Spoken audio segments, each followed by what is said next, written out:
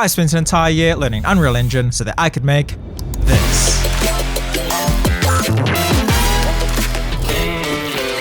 So right from the start, I already had a few projects that I wanted to make eventually. First was a music video for my song Finally, which at the time was nearing completion. And second was a procedural music video system to create randomized visuals which could be triggered by music or any other input. So with a couple of slightly ambitious goals in mind, I was ready to... Yes, I made this ball game. It's pretty cool. So now we got the procedural music video system done.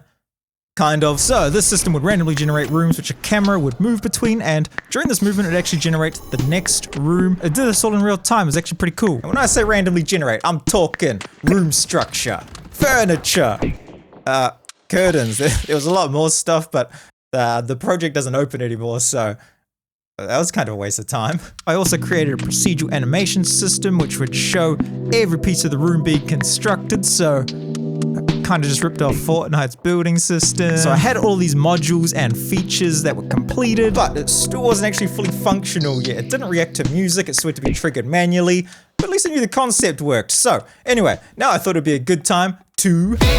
So from the moment I first recorded the intro guitar loop all the way back in 2019, I knew that this had to be the next song that I released. Even back then I still had the name Finally from the very first time that I saved it, and I always had the same concept in my head for the visuals. I'm taking so long to release a new song, everyone in the world goes skeleton mode. So anyway, this first version here ended up taking around 9 or so days. It was pretty much just all Megascans assets, but like, it was either use all Megascans stuff or Blender Donut. Anyway, time for some test rendering.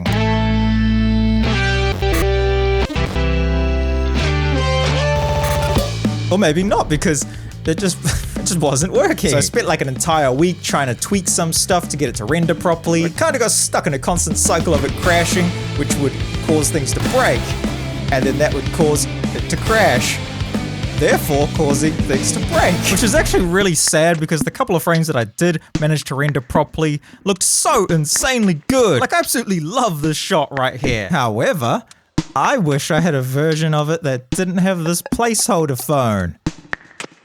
But instead, this is all I've got. Finally, we out of early access. This is gonna fix it.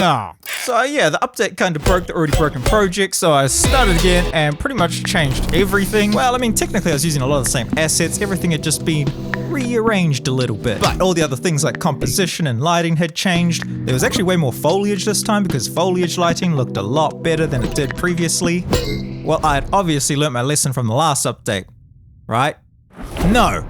I updated again, and it broke a whole bunch of things again, like, how could I possibly know that was going to happen? But at this point, it was obvious that the final version of Unreal Engine 5.0 would be releasing in the next couple of weeks, so I thought instead of changing everything once again, I'd just wait. And this is where I started playing around with and experimenting with other software.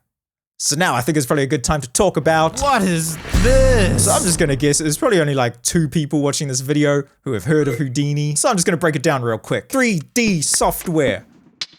But everything is procedural. But at its core, it uses a node-based workflow which can be used to create 3D models or visual effects. But where Houdini really excels is simulation, so fluid simulation, fire simulation, cloth simulation, fire cloth simulation. A huge amount of fancy visual effects that you see in movies have probably used Houdini somewhere in the pipeline. It's really old, it's been around for a really long time. It's actually also used in a huge amount of video games as well to create worlds, fill them with stuff, make clouds, big tentacle. As much as I love giant tentacles, there is... Anyway, so I had a few weeks experience with Houdini. I had a whole bunch of cool assets made. Unreal Engine 5.0 Game of the Year edition was finally out, so I thought it'd be a really good idea to... So I quickly sketched up this idea, and then a few days later, I had this. This is where I started to learn about a little thing called Houdini Engine, which is an Unreal Engine plugin that allows you to import all your Houdini projects, so you can bring all of that good procedural Houdini stuff right into Unreal Engine. Well, that's kind of obvious judging by the name. Anyway, I started playing around with a whole bunch of different things like cloth that would dynamically mold to objects around it. And then it used some vertex animation textures to fake some wind going through it. Because at the time, rendering using Unreal's built-in cloth physics got a little something like this. We also had cables that would interact and collide with the world. I don't know why there's so many cables in the future, but I don't know, it kind of works, looks pretty good. Dirt! I made this tool to generate and place extremely detailed dirt. And then, probably my favorite, but at the time, easily the most complicated thing I'd ever made, foliage tool. So yeah, I made this little tool here to take Megascan's foliage assets and give them complex per branch wind animations using Houdini's simulation stuff. So instead of using the default wind and looking like an absolute jabroni, it could look like this, which probably looks a little bit extreme, might have gone a bit too hard on the wind. Now, if you take all of these features and throw them together, you get... Now there are so many things that I really like about this version here. Like, I love the absolute ridiculousness of how detailed everything is, really close to the camera. I also just like how dynamic everything felt. Like, I mean, I even simulated cardboard flapping in the wind. Now, regardless of how good things looked at this point, even though it wasn't even finished, there was actually a couple of reasons as to why this was not the final version. And now I think it might be a good time to introduce you to... Hi, so I'm a robot? Yeah. Anyway, this is the second part of the project that I was working on the entire time. So we got this apartment with a table in the middle, heaps of clutter on the desk. It also had this outdoor part here, which was meant to be used as a transition area, so it would go from one scene to the next, all in one long seamless camera movement, which that was really hard to try to figure out how to plan it properly, so I ditched that idea pretty early. Oh yeah, we also have this robot. So I made this entire thing from scratch in Houdini. It's also super easy to animate because I set up a control rig in Unreal Engine. This makes it feel so much more alive and dynamic. And yeah, there's just something really satisfying about the way it moves. It's mesmerizing. Anyway, originally the music video was meant to have the human me announcing a new song, cut to robot me having some storyline involving a cartoon anvil sound effect, cut camera to song being received on phone that somehow still has charge even though it's meant to be hundreds of years old. Yeah, that was pretty much the entire structure. But one day, I thought I'd just try to see what it would be like if I just took that entire robot section and just deleted it, just got rid of it. And surprisingly, it kind of worked. I actually think the whole thing ended up being a whole lot funnier, just jumping 300 years with no context at all. Like, somehow I was able to release a new song in the year 2323, yet the rest of humanity had just crumbled. So anyway, the robot is gone. That's all good. Now my next decision was, I think version 3.0 had too much stuff in the project. It was nearly impossible to work with. I think it was probably the dirt. The thousands of dirt clumps. Literally billions of triangles of dirt. Yeah, that's probably the dirt. Oh yeah, also there was one other tiny little thing. I hadn't actually tested this version as a square for song artwork. Yeah, that's not very good. Now in this version, I planned for everything in the scene to be pointing towards the center. This made it feel a little bit more consistent regardless of the aspect ratio. So yeah, I kind of just started throwing boxes everywhere. I was throwing stuff all over the scene. I used Houdini to create a rough city backdrop as well. And also this time I made sure to set up the camera right from the start, get all the animations done, just so that way I knew exactly which stuff I actually had to care about and which stuff I could just leave as white boxes sitting slightly out of the frame. And also to make things even easier, the camera is actually just doing one single animation, just moving backwards. And then I just animated all the other objects like the phone and the skull around that camera movement. That was definitely a much easier way to do things, and then I didn't have to worry about up close detail because the camera wasn't pressed right against the ground, and I didn't have to do some stupidly high detail dirt. And after just a couple of hours, I already had the entire thing planned, so now I just had to take these white blocks and make them not white blocks anymore. I started with these bricks, so I used Houdini to arrange them in a decent looking pattern and then fill in the gaps with some questionable looking dirt. I then made a tool to stack these bricks to create a procedural wall. And then the tool would just take this wall and then it would just knock it over. Like, this was pretty fun. Like, I wasted way too much time just making different variations, just watching it knock over this wall. It's so satisfying. Now by this point, I was so much more confident with both Unreal Engine and Houdini that, believe it or not, I actually went from this white block version to this version in around 3 hours, which is actually kind of incredible because that also includes the time that it took to make the brick arranging tool and the wall destroying tool. It's actually quite amazing the things that you can achieve if you just plan stuff. So at this point, apart from all of the background detail stuff, there was pretty much just one last thing that needed to be replaced. This arch thing that I don't know what it's supposed to be when I planned it, but I do know that I wanted it to stand out a lot more than all of the other assets in the scene. So I thought to make it a little bit more special, I'd spend a bit more time on it than all the other things.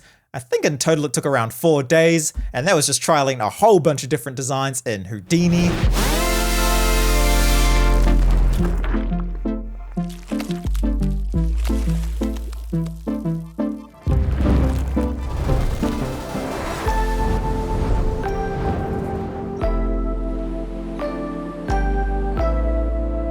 But in the end, I landed on this design here, which takes any input geometry that you throw at it and organically grow a whole bunch of branches from a chosen point. And selecting a different start point could produce wildly different results. I spent like an entire day just tweaking the algorithm and selecting different starting points, and that got me here. Now, one thing you might notice about all of these designs here is they be animated, which was originally meant to be the case for the finished music video, but yeah, getting it to animate in Unreal Engine wasn't the best experience. Like, I tried a whole bunch of things. I tried vertex animation textures, bad. Alembic cache files, good, but 100 gigabyte per file. And also the render times were like 100 hours, so bad. I even tried importing it as hair, and like, surprisingly, this was really good. It's smooth, easy to render, it looked good.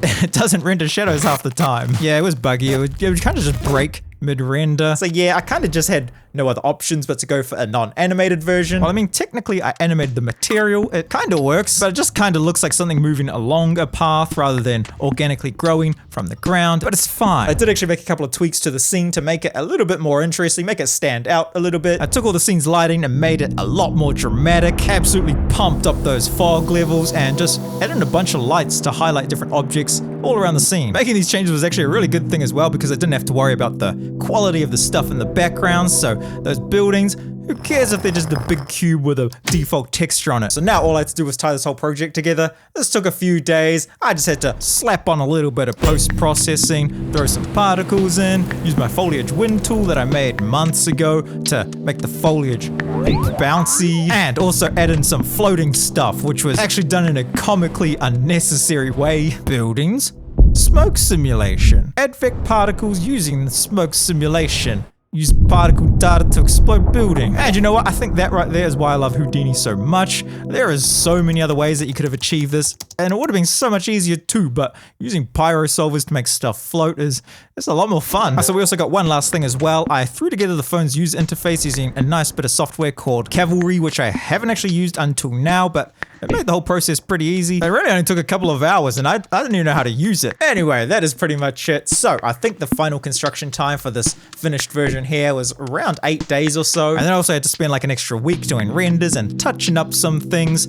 Somehow, I managed to miss that this brick is untextured during that week. But regardless of default texture brick, I think it looks good. I like it. However, I do actually prefer the album art version of this a lot more. It was just a single frame. I was able to fake a lot of stuff. I also increased the shininess of the arch a little bit to add in some more highlights. I did try this for the music video version, but reflection quality wasn't looking too fresh, and the results were they were really unstable. In the end, I did actually end up rendering the final music video version with some fairly low graphical settings. I'd much rather just have it look slightly worse and render in 10 minutes. And I actually just kind of like how this looks like a game. Like, it's got a very gamey aesthetic rather than being like, I'm super polished and I don't have untextured bricks in the background.